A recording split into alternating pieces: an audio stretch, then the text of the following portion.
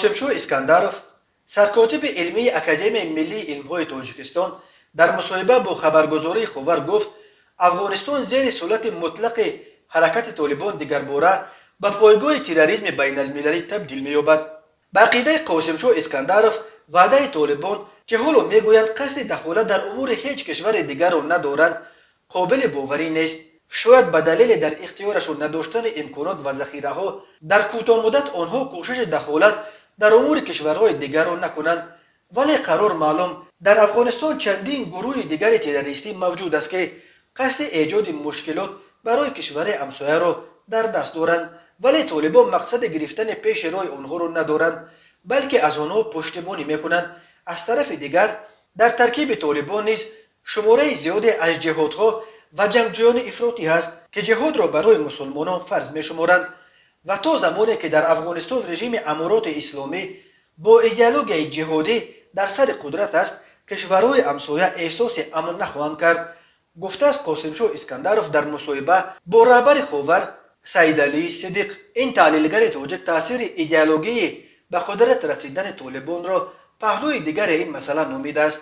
فکر میکنه در آسیای مرکزی آدمانی که از پیروزی طالبان شاد شدند کمند؟ هرگز موجودیت چنین رژیم اسلامگرایان به اصطلاح شبههای خفته در کشورهای آسیای مرکزی را روح بلند میکنند. وقتی که طالبان به پیروزی نائل شدند و کشورهای دیگر این را اعتراف و با طالبان همکاری میکنند، گروه‌های دیگر نیز امید به رسیدن به چنین روز میبندند، گفته است قاسمشو اسکندرov.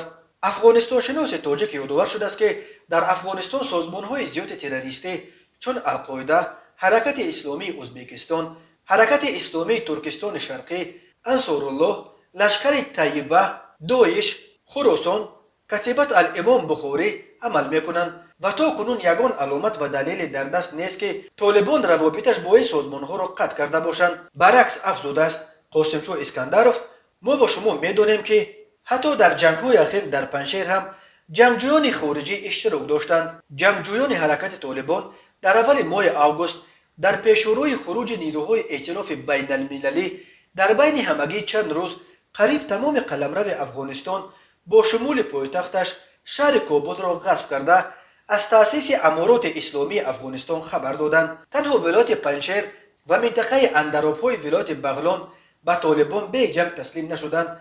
در این دو منطقه به ضد طالبان تحت رهبری احمد مسعود فرزند احمدشاه مسعود جبهه مقاومت ملی افغانستان شکل گرفته است که موره اساسیش را تاجیک‌ها تشکیل می‌دهند.